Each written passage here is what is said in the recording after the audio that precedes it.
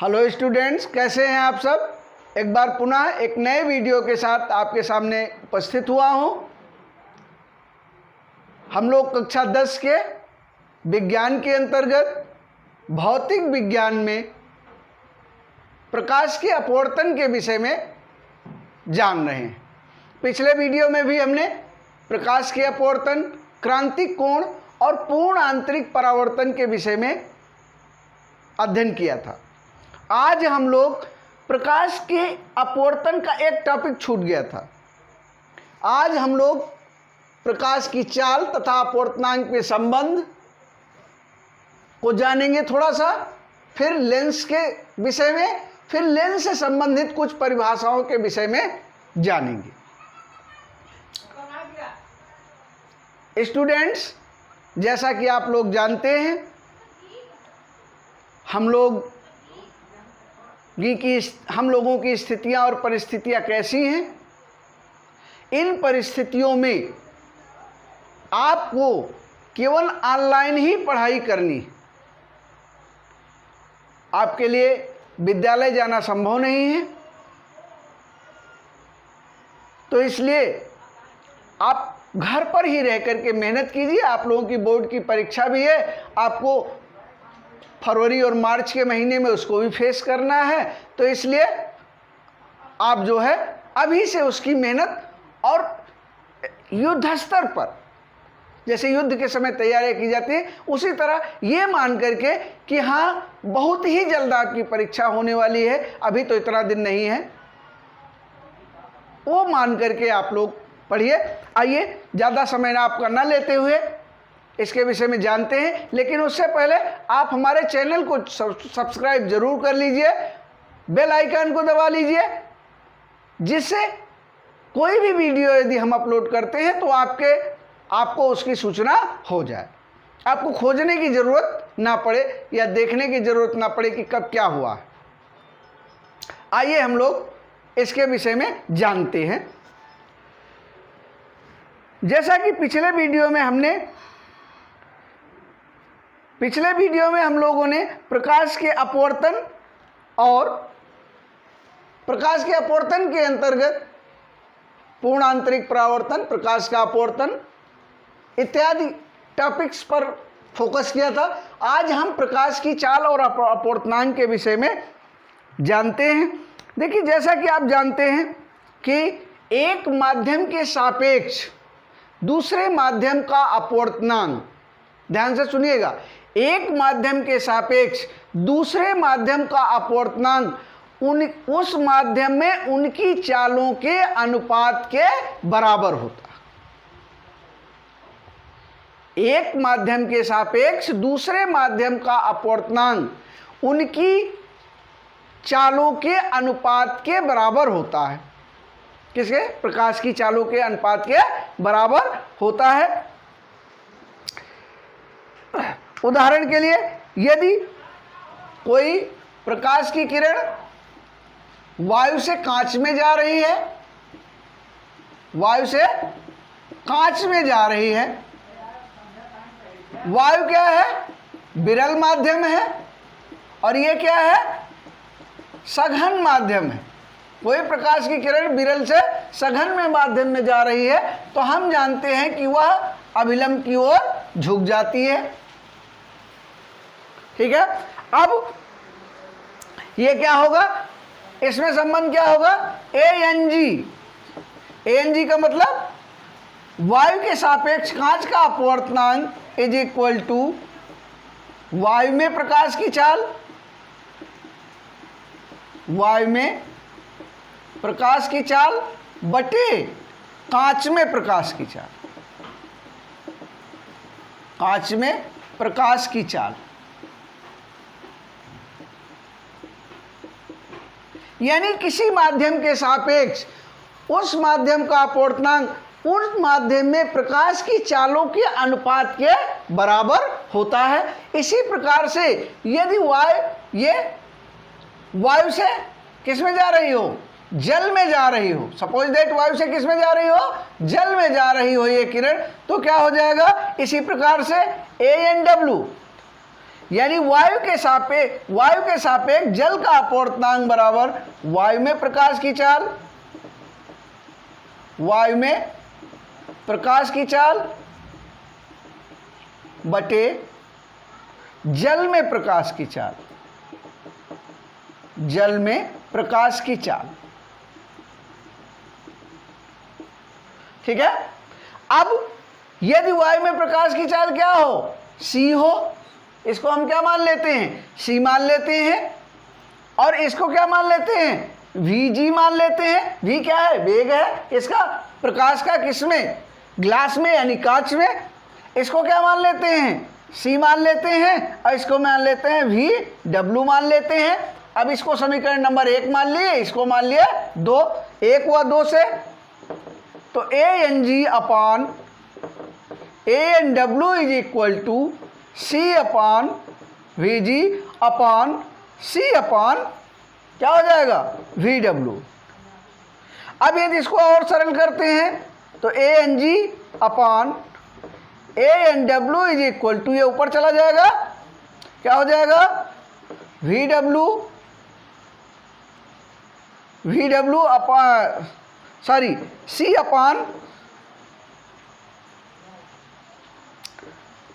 C upon VG into क्या हो जाएगा, पलट जाएगा, VW अपान C से C कैंसिल हो गया।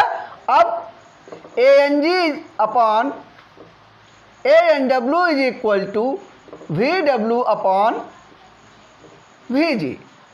ये एक फार्मूला आपके पास आ गया। यानी वायु के सापेक्ष कांच का अपवर्तनांक बटे वायु के सापेक्ष ग्लास का अपवर्तनांक इज इक्वल टू वायु के सापेक्ष जल का अपवर्तनांक इज इक्वल टू जल में प्रकाश की चाल बटे कांच में प्रकाश की चाल। ये आ गया, ये हो गया प्रकाश अपवर्तनांक और प्रकाश की चाल में संबंध हो गया। अब दूसरा टॉपिक है लेंस। लेंस किसे कहते हैं, आप लोगों ने लेंस के विषय में जाना होगा। लेंस किसे कहते हैं, लेंस का प्रयोग हम लोग कहाँ करते हैं, लेंस का प्रयोग हम लोग कहाँ करते हैं, बिल्कुल सही समझ रहे हैं, चश्मे में हम लोग लेंस का प्रयोग करते हैं। किससे, किसके लिए, आँख से देखने के लिए। जिसकी आँख से कम दिखाई देता है, कोई नेत्र दोष हो जाता है, तो हम उसके लिए चश्मे का प्रयोग करते हैं, उसमें हम लेंस का प्रयोग करते हैं। लेंस दो प्रकार के होते हैं। नंबर 1 उत्तल लेंस, नंबर 2 अवतल लेंस। अवतल लेंस, लेंस के कितने प्रकार हो गए, 2 प्रकार हो गए, उत्तल लेंस और अवतल लेंस। अब इसको पहले परिभाषित कर लेते हैं। लेंस क्या है, लेंस क्या है, लेंस एक ऐसा पारदर्शी माध्यम होता है जो 2 गोलीय पृष्ठों से घिरा होता। लेंस की एक लाइन की परिभाषा, लेंस वह पारदर्शी माध्यम है जो 2 गोलीय पृष्ठों से घिरा होता है। पारदर्शी माध्यम कौन सा, जैसे कांच, 2 गोलीय पृष्ठों से, अथवा 1 गोलीय और 1 समतल पृष्ठ से। 2 गोलीय पृष्ठों से, आइए हम दोनों लेंस को देख लेते हैं किस तरह से है। यह है उत्तल लेंस। उत्तल लेंस, 1 गोलीय पृष्ठ ये हो गया और 1 गोलीय पृष्ठ ये हो गया। दूसरा क्या है, अवतल लेंस। इसमें भी 2 गोलीय पृष्ठ हैं, 1 गोलीय पृष्ठ ये हो गया, 1 गोलीय पृष्ठ ये हो गया, ये हो गया अवतल लेंस, ये हो गया अवतल लेंस। यानी लेंस 2 प्रकार के और अवतल लेंस। अब दोनों को पहचानेंगे कैसे, उत्तल कौन सा है, अवतल कौन सा है। उत्तल लेंस किनारों पर पतले होते हैं और बीच में मोटे होते हैं, जबकि अवतल लेंस क्या है, किनारों पर मोटे हैं और बीच में पतले हैं। इनको पहचानने का सबसे सरल तरीका यही है कि ऐसे लेंस जो किनारों पर पतले हों और बीच में मोटे हों तो उनको हम कह देते हैं उत्तल लेंस, और जो किनारों पर मोटे हों बीच में पतले हों उनको हम कह देते हैं अवतल लेंस। दो प्रकार के लेंस हो गए। अब जैसे हमने दर्पण में परिभाषित किया था कुछ परिभाषाओं को, वैसे ही हम लेंस में कुछ परिभाषाओं को परिभाषित करेंगे। सबसे पहली परिभाषा है लेंस का प्रकाशिक केंद्र। लेंस का प्रकाशिक केंद्र, लेंस का प्रकाशिक केंद्र। अब जैसा कि देख रहे हैं ये उत्तल लेंस है और ये क्या है, अवतल लेंस है। उत्तल लेंस है और अवतल लेंस है। देखिए एक पतले लेंस का कोई भी लेंस हो, उसके मुख्य अक्ष पर, ये क्या है, इसका मुख्य अक्ष है, मुख्य अक्ष है, मुख्य अक्ष है, ये इसका मुख्य अक्ष है। अब इसको परिभाषित कर देते हैं। मुख्य अक्ष पर स्थित वह बिंदु जिससे होकर जाने वाली प्रकाश की किरण बिना मुड़े सीधे निकल जाती है।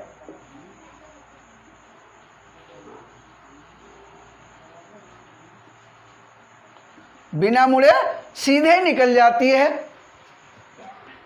लेंस के मुख्य अक्ष पर स्थित वह बिंदु जिस पर बिना मुड़े कोई प्रकाश की किरण सीधी निकल जाती है उसको हम लेंस का मुख्य अक्ष कहते हैं। इसको हम C से प्रदर्शित करते हैं। क्या करते हैं, C से प्रदर्शित करते हैं। और लेंस जो मुख्य अक्ष है वो लेंस का क्या है, मध्य बिंदु है। क्या है, मध्य बिंदु है। इसे ही, और दोनों वक्रता त्रिज्याएं यदि बराबर हैं, दोनों पृष्ठों की वक्रता त्रिज्याएं यदि बराबर हैं, लेंस के इस पृष्ठ की वक्रता त्रिज्या इधर होगी, इसकी वक्रता त्रिज्या इधर होगी। इस पृष्ठ की वक्रता त्रिज्या इधर होगी, इसकी इधर होगी। यदि दोनों क्या हैं, दोनों बराबर हैं, तो लेंस का मध्य बिंदु ही उसका प्रकाशिक केंद्र होगा। किसका, चाहे उत्तल लेंस हो चाहे अवतल लेंस हो। दूसरा है फोकस। लेंस का प्रथम फोकस तथा फोकस दूरी। अब लेंस का प्रथम फोकस क्या है, मुख्य अक्ष पर स्थित वह बिंदु। दोबारा इसको ड्रा कर लेते हैं। लेंस का प्रथम फोकस, पहले लेंस बना लेते हैं दोबारा।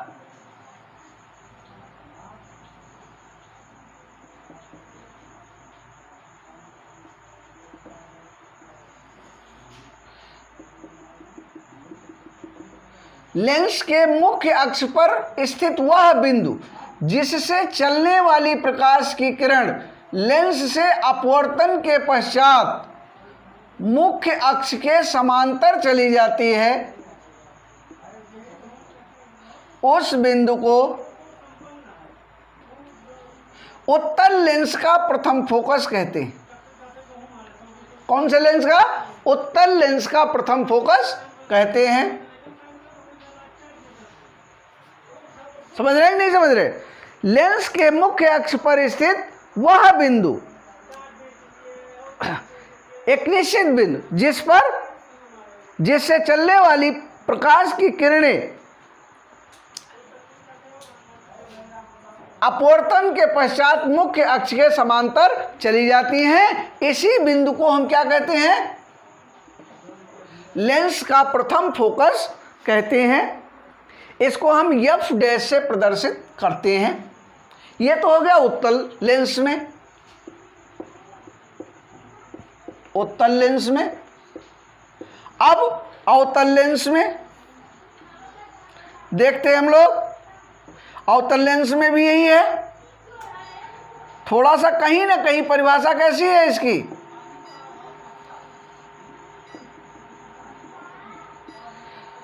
लेंस के मुख्य अक्ष के निश्चित बिंदु की ओर जाने वाली।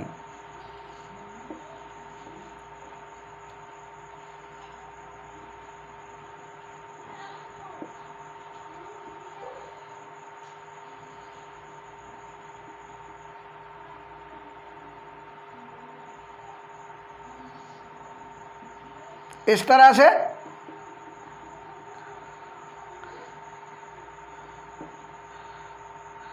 से कि लेंस के मुख्य अक्ष के एक निश्चित बिंदु की ओर जाने वाली।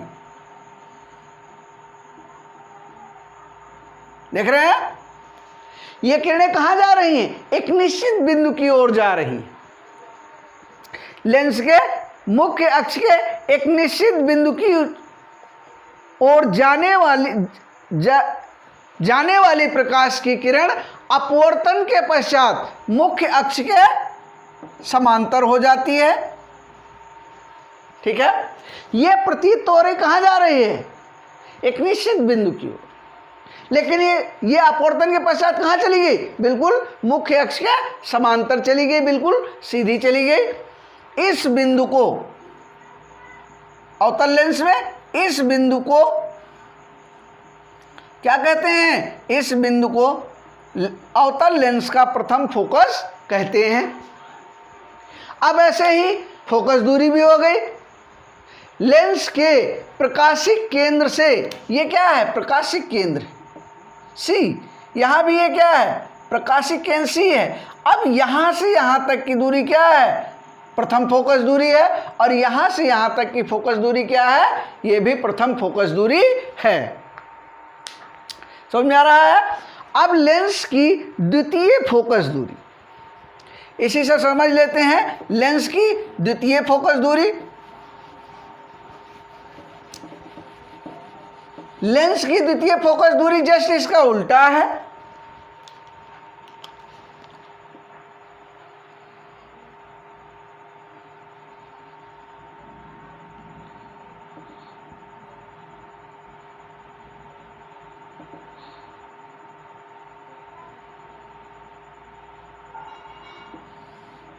इसमें क्या है? इसमें लेंस के मुख्य अक्ष के समांतर चलने वाली प्रकाश की किरण किसमें? सबसे पहले उत्तल लेंस की बात हो रही है। उत्तल लेंस में लेंस के मुख्य अक्ष के समांतर चलने वाली प्रकाश किरण, ये क्या है? मुख्य अक्ष। मुख्य अक्ष से समांतर चलने वाली प्रकाश की किरण जिस बिंदु पर जाकर मिलती हैं, वास्तव में ये भी चली, ये भी कहाँ मिल जाएगी? यही मिल जाएगी।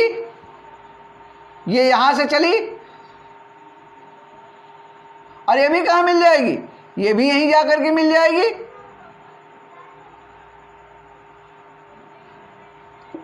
ये किरणें कैसे चल रही? मुख्य अक्ष के समांतर चल रही हैं और लेंस से अपवर्तन के पश्चात जिस बिंदु पर जाकर मिलती हैं, जिस बिंदु पर जाकर मिलती हैं या एक निश्चित बिंदु से जाती हैं, होकर जाती हैं, इस बिंदु को लेंस का द्वितीय फोकस कहते हैं। इसको द्वितीय फोकस कहते हैं, या F2 कह देते हैं। इसको क्या कह देते हैं? F2 कह देते हैं। या कहीं कहीं ये देखेंगे आप लोग कैपिटल EF लिखा है किसी किसी बुक में। इसी तरह अवतल लेंस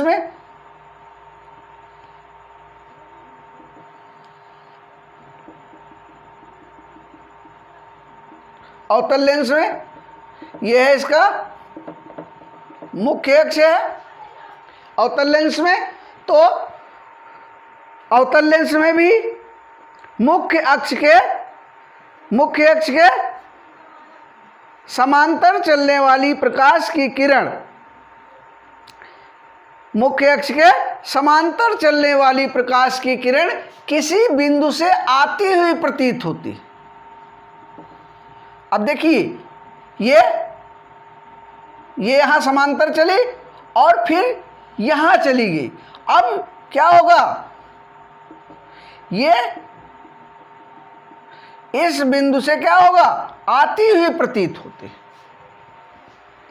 इस बिंदु से ये आती हुई, इधर से देखेंगे तो क्या है, मुख्य अक्ष से समांतर चलने वाली प्रकाश किरण अपवर्तन के पश्चात जिस बिंदु से आती हुई प्रतीत होती है, वास्तव में तो कहाँ चल रही है, मुख्य अक्ष से समांतर, लेकिन जिस बिंदु से आती हुई प्रतीत होती हैं उस बिंदु को अवतल लेंस का द्वितीय फोकस या F2 कहते हैं, कहीं कहीं बुक में इस तरह से कैपिटल F लिखा है, तो उत्तल लेंस का क्या कहते हैं, इसको द्वितीय फोकस कहते हैं। अब एक बात जानना जरूरी है, अवतल लेंस का द्वितीय फोकस लेंस के बाईं ओर होता है, उत्तल लेंस का द्वितीय फोकस लेंस के दाईं ओर होता है।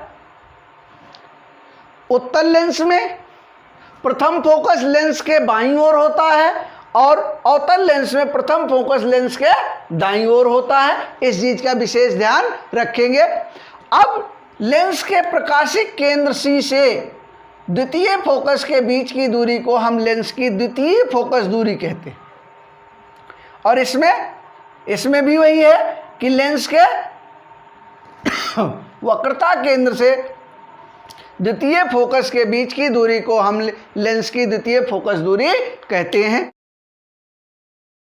नेक्स्ट आ जाता है फोकस तल। लेंस के फोकस में से होकर जाने वाले लेंस के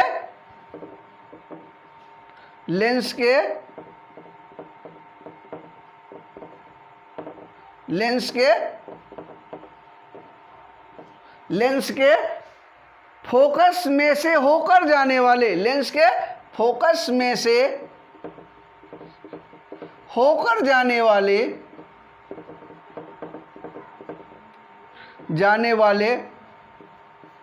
लेंस के लंबवत तल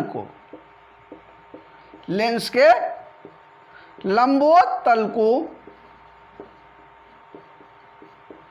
लेंस का फोकस तल कहते हैं। इसकी परिभाषा देख लीजिए। लेंस के फोकस में से होकर जाने वाले लेंस के लंबवत तल को लेंस का फोकस तल कहते हैं।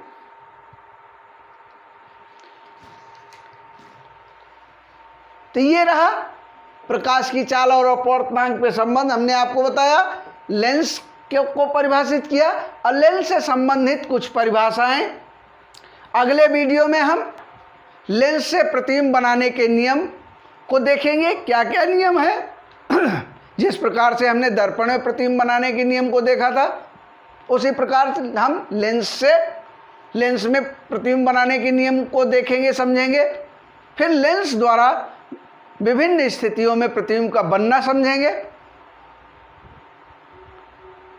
इसके साथ ही फिर लेंस के लिए यूवीएफ में संबंध भी समझेंगे। वहाँ भी वस्तु की दूरी, प्रतिबिंब की दूरी और फोकस दूरी में संबंध की भी चर्चा की जाएगी। इसके पश्चात लेंस के समाप्त होने के पश्चात दर्पण लेंस के अपवर्तन और लेंस से संबंधित हम न्यूमेरिकल को जो भी दिया गया है उसको समझेंगे। इसके साथ ही हम यहीं पर इसको समाप्त कर रहे हैं, नहीं तो वीडियो बहुत लंबा हो जाएगा। आप देखिए, पूरे वीडियो को ध्यान से देखिए। जहां ना समझ में आए हमको कमेंट करके बताइए। और एक चीज़ का विशेष ध्यान रखिए, वीडियो को बार बार देखिए। नहीं समझ में आता है तो हमारे पर्सनल नंबर से जो नीचे चल रहा है देखिए, उसमें आप देख सकते हैं उसको। और हमारे चैनल को सब्सक्राइब जरूर कर लीजिएगा, जिससे आपको नए वीडियो की नोटिफिकेशन प्राप्त हो जाए। बच्चों की मांग पर केमिस्ट्री के वीडियो के साथ मैं शीघ्र ही उपस्थित होऊंगा। तब तक के लिए